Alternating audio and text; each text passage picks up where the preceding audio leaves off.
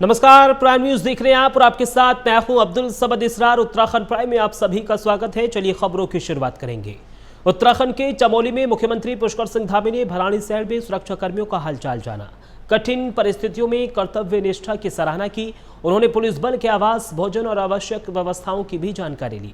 मुख्यमंत्री ने कहा है कि कठिन परिस्थितियों और प्रतिकूल मौसम में भी पुलिसकर्मी अदम्य साहस और प्रतिबद्धता के साथ कर्तव्यों का निर्वहन कर रहे हैं। इस समर्पण ने संपूर्ण पुलिस बल की कार्यदक्षता को नई पहचान दी है।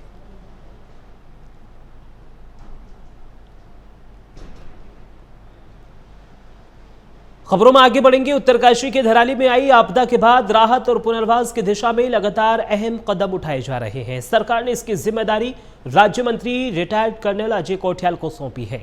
अजय कोठियाल ने धराली पहुंचकर सर्च ऑपरेशन का जायजा लिया और स्थानीय लोगों से बातचीत की। उन्होंने मीडिया से भी कहा है कि धराली घाटी क्षेत्र में बसा है और गंगोत्री हाईवे के बेहद करीब होने के साथ साथ चीन सीमा भी ज्यादा दूर नहीं है। ऐसे में ये इलाका सामरिक दृष्टि से भी अत्यंत महत्वपूर्ण है। कोठियाल ने आश्वासन दिया है कि यहां पर प्रभावित परिवारों के पुनर्वास की ठोस योजना तैयार की जाएगी ताकि लोगों को सुरक्षित जीवन और बेहतर सुविधाएं मिल सके। उन्होंने कहा है कि राहत कार्य और पुनर्वास दोनों समांतर रूप से चलेंगे और सरकार इस आपदा प्रभावित क्षेत्र को जल्द ही सामान्य स्थिति में लाने के लिए प्रतिबद्ध है। 5 तारीख को धराली में आपदा आई थी जिसमें पूरे गांव को काफ़ी नुकसान हुआ था। उसमें फर्स्ट रिस्पॉन्डर्स की तरह आर्मी ने अपना ऑपरेशन शुरू कर दिया था 10 मिनट के अंदर। वो ऑपरेशन अभी तक चल रहा है और ऑपरेशन में तकरीबन आज की तारीख में 400 के करीब जवान लगे हुए हैं। इसमें पूरे पिछले 7 दिनों का अपडेट में इस तरह से है कि तकरीबन जितने वहाँ पे 1600 के करीब टूरिस्ट थे और लोकल्स थे उनको इवैक्यूएट किया गया है। एयर सप्लाई और मेंटेनेंस जो है वहाँ पे रसद पहुँचाने का काम जो है वो एयरफोर्स और आर्मी ने करा है। म्यूल्स का इस्तेमाल किया जा रहा है रसद को पहुँचाने में वहाँ पे। देहरादून के गांधी शताब्दी अस्पताल का निरीक्षण करते हुए डीएम सबीन बंसल ने कहा है कि स्वास्थ्य सेवाओं पर सरकार और मुख्यमंत्री का विशेष ध्यान है। बच्चों के लिए बने आईसीयू को 6 से बढ़ाकर 12 बेड किया जा रहा है और इसमें नई मशीनें और स्टाफ भी जोड़े जाएंगे। मदर्स के वार्ड्स को आधुनिक सुविधाओं से सुसज्जित किया गया है और नया इम्यूनाइजेशन सेंटर गर्भवती महिलाओं और बच्चों को बेहतर सेवा दे रहा है। साथ ही दिव्यांगजनों के लिए डीडीआरसी को भी आधुनिक बनाया जा रहा है, जहां उन्हें प्रमाण पत्र, पेंशन और आधार जैसी सुविधाएं एक ही जगह मिलेंगी।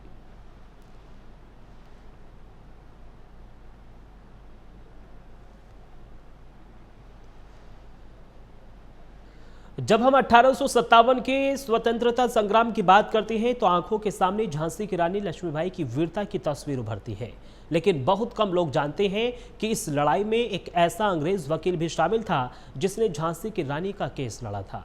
जॉन लैंग नाम के इस अंग्रेज ने अपनी पूरी जिंदगी भारतीयों की आवाज बनाने में लगा दी और अंत में भारत की ही मिट्टी में दफन हो गया। मसूरी के 200 साल पुराने कैमल्स बैक रोड कब्रिस्तान में उसकी कब्र है।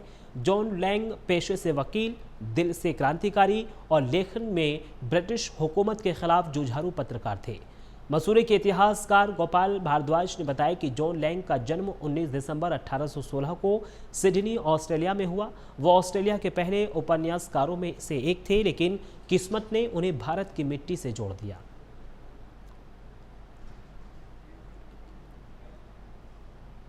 बीजेपी ने शहर में तिरंगा यात्रा निकाली। यात्रा रामलीला ग्राउंड से मुख्य चौक होते हुए एमपी चौक तक पहुंची, जहां कार्यकर्ताओं ने सभा की।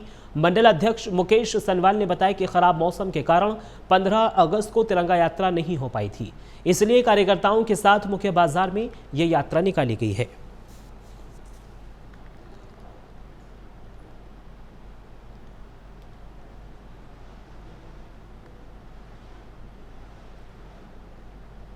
धन्यवाद।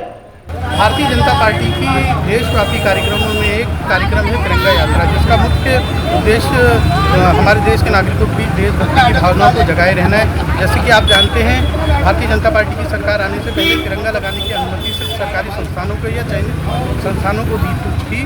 उसके बाद भारतीय जनता पार्टी ने एक विचार करते हुए प्रत्येक नागरिक को घर तक तिरंगा लगाने की अनुमति दिलवाई है। इसीलिए उसमें तिरंगा यात्रा का आयोजन किया जाता है। मुख्यतः ये आयोजन 14 अगस्त से 15 अगस्त तक निपटा लिया जाता है, पर उत्तराखंड में खराब मौसम के कारण इस बार इसका समय थोड़ा सा बढ़ाया गया है और आज सितारगंज के भारतीय जनता पार्टी के कार्यकर्ताओं देशभक्त नागरिकों ने इस तिरंगा यात्रा में बढ़ चढ़कर सहभाग किया हुआ है और आज ये तिरंगा यात्रा को सफल बनाया। इसके लिए मैं समस्त भाजपा के कार्यकर्ताओं देशभक्त नागरिकों का अभिनंदन करता हूँ और अपनी वाणी को कुछ भी कहने से पहले एक छोटी सी बात आपसे कहना चाहूँगा। भारत माता की जय। उत्तरकाशी के धराली हर्षिल आपदा में लापता लोगों की तलाश के दौरान 15 दिन बाद एक शव भागीरथी नदी में मिला है। शव की पहचान अभी नहीं हो पाई है, लेकिन कपड़ों से अंदाजा लगाया जा रहा है कि वो सेना का जवान हो सकता है। शव को पोस्टमार्टम और डीएनए टेस्ट के लिए भेजा गया है। आपदा में अब तक कुल 3 शव बरामद हुए हैं, जबकि 65 लोग अभी भी लापता बताए जा रहे हैं, जिनमें सेना के जवान, स्थानीय लोग और अलग अलग राज्यों और नेपाल के नागरिक भी इसमें शामिल हैं।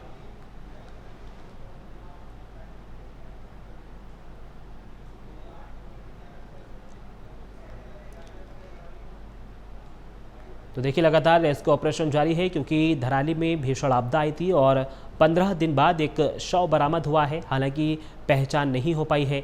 कपड़ों से सेना के जवान होने की यहां पर आशंका जताई गई है। हालांकि लगातार अभी भी 65 लोग लापता बताए जा रहे हैं, जिनकी तलाश की जा रही है।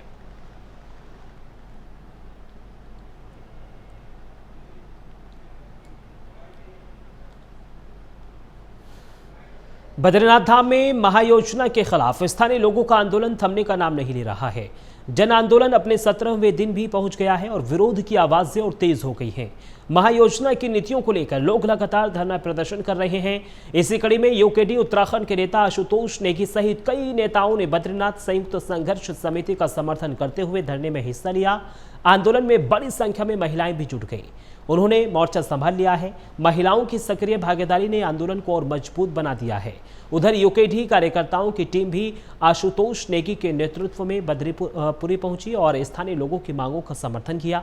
प्रदर्शनकारियों का कहना है कि महायोजना के तहत बनाई जा रही नीतियां स्थानीय हितों के खिलाफ हैं और सरकार को तुरंत इस पर पुनर्विचार करना चाहिए।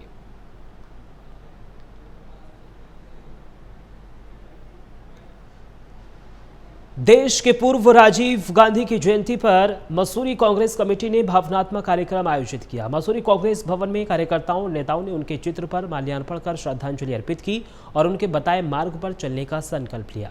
वक्ताओं ने राजीव गांधी के दूरदर्शी नेतृत्व, सूचना प्रौद्योगिकी क्रांति, पंचायती राज व्यवस्था और युवाओं को सशक्त बनाने में उनके योगदान को विस्तार से याद किया। श्रद्धांजलि सभा के बाद महिला कांग्रेस अध्यक्ष जसबीर कौर के नेतृत्व में बाइक रैली निकाली गई, जिसमें बड़ी संख्या में युवा कांग्रेस कार्यकर्ता शामिल हुए। राजीव गांधी अमर रहे और युवाओं के नेताओं को सलाम जैसे नारों से पूरा शहर गूंज उठा। जसबीर कौर ने कहा है कि राजीव गांधी ने 21वीं सदी के भारत की नींव रखी और तकनीकी क्रांति से लेकर महिला सशक्तिकरण तक उनके कदम हमेशा आधुनिक भारत की ओर थे।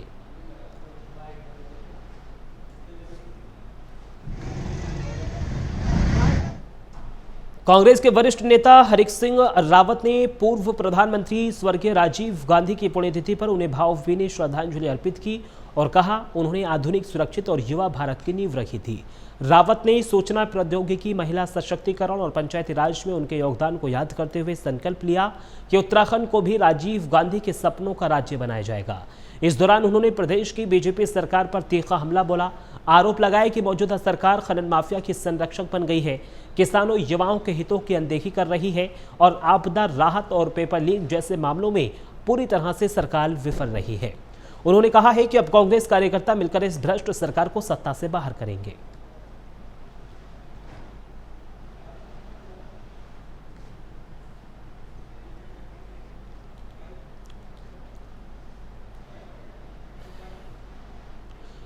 गैरसैंण में एक पेड़ मां के नाम अभियान के अंतर्गत उत्तराखंड के मुख्यमंत्री पुष्कर सिंह धामी और विधानसभा अध्यक्ष रितु खंडूरी भूषण ने पौधारोपण कर पर्यावरण संरक्षण का संदेश दिया। इस अवसर पर कैबिनेट मंत्री सतपाल महाराज, सुबोध उनियाल, रेखा आर्या, सौरभ बहुगुणा सहित कई वरिष्ठ अधिकारी और मुख्य सचिव, अपर मुख्य सचिव, डीजीपी और प्रमुख वन संरक्षक खौफ ने भी हिस्सा लिया। मुख्यमंत्री ने प्रदेशवासियों से अपील की है कि प्रत्येक नागरिक कम से कम एक पौधा अवश्य लगाएं। उन्होंने इसे पर्यावरण संरक्षण, जलवायु संतुलन और भावी पीढ़ियों की सुरक्षा के लिए एक महत्वपूर्ण पहल बताया है।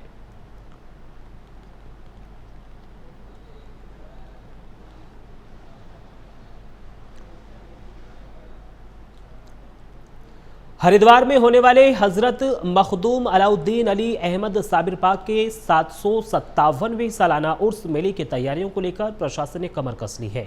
जिलाधिकारी मयूर दीक्षित और एसएसपी प्रेमेंद्र सिंह डोभाल ने पिरान कलियर पहुंचकर मेला क्षेत्र का निरीक्षण किया और अधीनस्थ अधिकारियों को आवश्यक दिशा निर्देश भी दिए। उन्होंने स्पष्ट कहा है कि मेले में आने वाले ज़ायरीनों को किसी भी तरह की असुविधा न हो, इसके लिए यातायात व्यवस्था, पेयजल, शौचालय और वाहन पार्किंग जैसी सभी व्यवस्थाएं समय रहते पूरी होनी चाहिए। साथ ही सफाई व्यवस्था दुरुस्त करने और पर्याप्त मोबाइल टॉयलेट की उपलब्धता पर भी उन्होंने जोर दिया है। ज्वाइंट मजिस्ट्रेट रुड़की ने जानकारी दी है कि कलियर क्षेत्र में अतिक्रमण हटाने और सफाई अभियान चलाया गया है, तो वहीं टूटी फूटी सड़कों को मेले से पहले ही ठीक करने के भी निर्देश दिए गए हैं। प्रशासन का कहना है कि ज़ायरीनों की सुविधा सर्वोपरि है।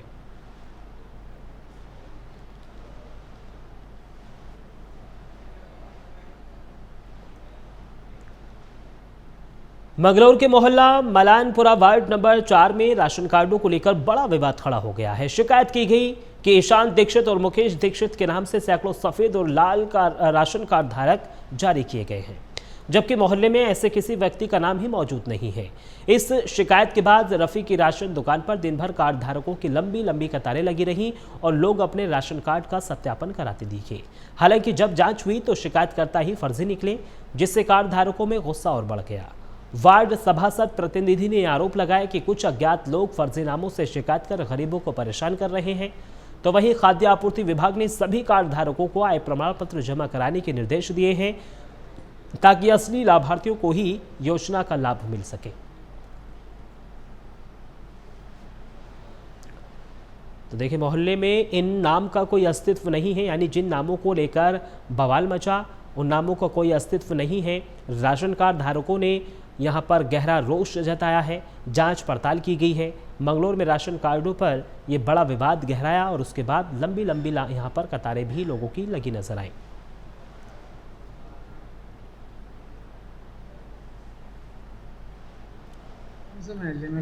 मेरा नाम मुशर्रफ है, महल्ला मलानपुरा मंगलौर।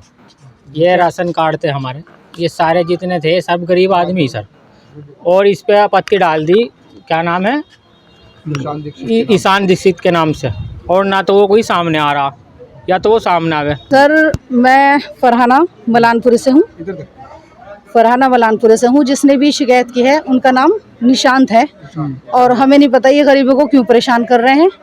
उनके खिलाफ कार्रवाई होनी चाहिए। और ये गरीब एरिया है, इनका सफ़ेद राशन कार्ड है ना जी, सफ़ेद राशन कार्ड ही बना हुआ है, और ये कैंसिल नहीं होना चाहिए, क्योंकि गरीब एरिया है ये बहुत। सुबह से कितनी परेशानी, सुबह से बहुत परेशानियों का सामना करना पड़ रहा है। छोटे छोटे बच्चे हैं, अब तक खाना भी नहीं बना के दिया हमने उन्हें, हम ऐसे ही खड़े हैं धूप में यहाँ पे, और ये अच्छी बात नहीं है इस तरह परेशान करना। इसके जिम्मेदार कौन होगा? अगर सख्त कार्रवाई होनी चाहिए जिसने भी शिकायत की है। और जो छोटे बच्चे हैं, अगर हमारे वो ये जो झूठी शिकायत है जी, झूठी शिकायत है, ये झूठी शिकायत है। आप जांच कराइए इसकी, और जिसने भी शिकायत की उसके सख्त कार्यवाही कीजिए उसके साथ। देखिए, महल्ला मलानपुरा है, वार्ड नंबर 4, मैं सभासद प्रतिनिधि, और यहाँ पर एक ईशान दीक्षित के नाम से इससे पहले मदन लाल और सोहलाल के नाम से शिकायत की गई थी। ठीक है, अब उसके बाद उन्होंने थोड़ी बहुत कार्रवाई करी तो शिकायत ख़त्म हो गई थी, लेकिन दोबारा से फिर शिकायत ईशान दीक्षित और मुकेश दीक्षित के नाम से मंगलौर का दिखाया गया है, और वो फर्जी आदमी है, यहाँ पे नहीं रहता। पूरे कस्बे में हमने ढूंढा, लेकिन वो है नहीं यहाँ पे। राशन नीचे और क्या वजह रही सर? देखिए, ये मंगलौर के राशन कार्ड धारकों के कुछ एक मदन लाल मोहन लाल हैं, और दूसरा है ये ईशान दीक्षित और मुकेश दीक्षित। तो यहाँ पे कार्ड धारक खड़े हैं। हमने इन लोगों से पता किया कि भाई ये शिकायत करता है कौन, परंतु इनके द्वारा बताया कि इस नाम से कोई व्यक्ति नहीं है। फिर भी हम लोग जो उनके द्वारा ये सूची दी गई है उनकी जाँच कर रहे हैं। कुछ अधिकतर लोगों ने अभी हमको आय प्रमाण पत्र दे दिया है। अधिकतर लोग गरीब और मजदूर लोग हैं, और जिनके अभी तक आय प्रमाण पत्र नहीं आए हैं उनसे हमने कह दिया है कि एक हफ्ते में हमको आय प्रमाण पत्र अपना देंगे कार्यालय में आके। तो देखिए, राशन कार्ड धारक जो हैं वो लगातार लंबे समय से यहाँ पर परेशान होते हुए नजर आ रहे हैं। राशन कार्ड धारकों ने गहरा रोष जताया है, भारी गुस्से में है। मंगलौर में राशन कार्डों पर ये बड़ा विवाद हुआ है। यहाँ पर जांच पड़ताल भी की गई है, लेकिन जिस व्यक्ति के द्वारा ये शिकायत की गई वो शिकायत फर्जी बताई जा रही है। हालांकि हर एक एंगल से जांच पड़ताल की जा रही है। लोगों का कहना है कि ये लोग फर्जी तरीके से गरीब लोगों को परेशान कर रहे हैं, फर्जी तरीके से ये शिकायतें की गई हैं। फिलहाल जांच अधिकारी मौके पर पहुंचे हैं, हर एक एंगल से जांच पड़ताल की गई है और जल्द ही इस पूरे मामले में कार्रवाई करने की भी बात सामने आई है। तो रुड़की के मंगलौर में राशन कार्डों पर यह बड़ा विवाद जो है वह बढ़ता हुआ नजर आ रहा है। फर्जी शिकायत से लगातार जो राशन कार्ड धारक हैं वो परेशान होते हुए नजर आ रहे हैं। ईशान मुकेश नाम से फर्जी शिकायत हुई है। कहा जा रहा है कि ईशान और मुकेश मोहल्ले में इन नामों का अस्तित्व ही नहीं है, यानी फर्जी तरीके से ये शिकायत की गई है। पूर्व विधानसभा सचिव जगदीश चंद्रा ने त्रिस्तरीय पंचायत चुनाव में पारदर्शिता की वकालत करते हुए गंभीर सवाल उठाए। उन्होंने कहा है कि अब त्रिस्तरीय पंचायत स्तर पर भी पद पाने की लालसा इतनी बढ़ गई है कि प्रत्याशी हर तरह के हथकंडे अपनाने से पीछे नहीं हट रहे हैं। नैनीताल में हाल ही में हुए घटनाक्रम का जिक्र करते हुए उन्होंने चेताया कि ऐसी प्रवृत्तियां अगर ग्राम सभाओं तक पहुंची तो ये लोकतंत्र के लिए खतरनाक साबित होंगी। जगदीश चंद्रा ने चुनाव आयोग से मांग की है कि पंचायत चुनाव की प्रक्रिया की समीक्षा की जाए और इस पर विचार किया जाए कि क्या इन्हें विधानसभा और लोकसभा की तर्ज पर कराया जा सकता है। उन्होंने धनबल और बाहुबल के बढ़ते प्रभाव को चिंताजनक बताते हुए कहा है कि लोकतंत्र में जनता के हितों को सर्वोपरि रखते हुए चुनाव प्रक्रिया में आवश्यक सुधार करने होंगे।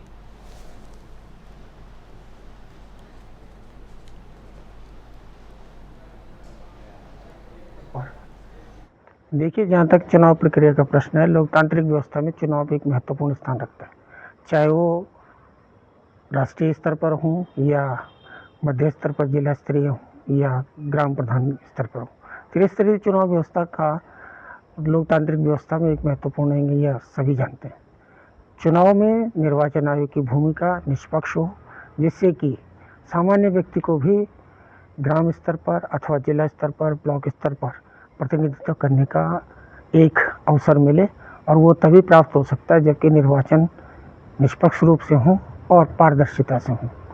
इस वर्ष के जो चुनाव देखने में आया कि अनेक स्थलों पर दोहरी वोटर लिस्ट में होना, अथवा जिस प्रकार से नैनीताल जनपद में अभी हाल में एक घटना हुई है और जिसमें कतिपय शरारती तत्वों द्वारा पूरी प्रक्रिया को बाधित करने का प्रयास किया गया।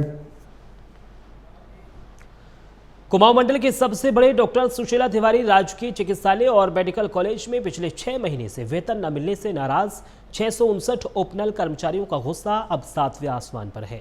लंबे समय से धरना प्रदर्शन कर रहे कर्मचारी बुधवार को कॉलेज प्राचार्य डॉक्टर अरुण जोशी के कार्यालय के बाहर धरने पर बैठ गए और जमकर नारेबाजी की। इस दौरान कर्मचारियों ने भीख मांगकर अनोखा प्रदर्शन भी किया। कर्मचारियों का कहना है कि 6 महीने से वेतन बंद होने से उनका घर चलाना मुश्किल हो गया है। बच्चों की फीस और मकान का किराया तक अदा नहीं कर पा रहे हैं। कोविड काल में जोखिम उठाकर सेवा देने वाले कर्मचारी अब खुद आर्थिक संकट में फंसे हैं। आंदोलनकारियों ने चेतावनी दी है कि अगर मांगे पूरी नहीं हुई तो अस्पताल के मुख्य गेट पर तालाबंदी कर बड़ा आंदोलन किया जाएगा।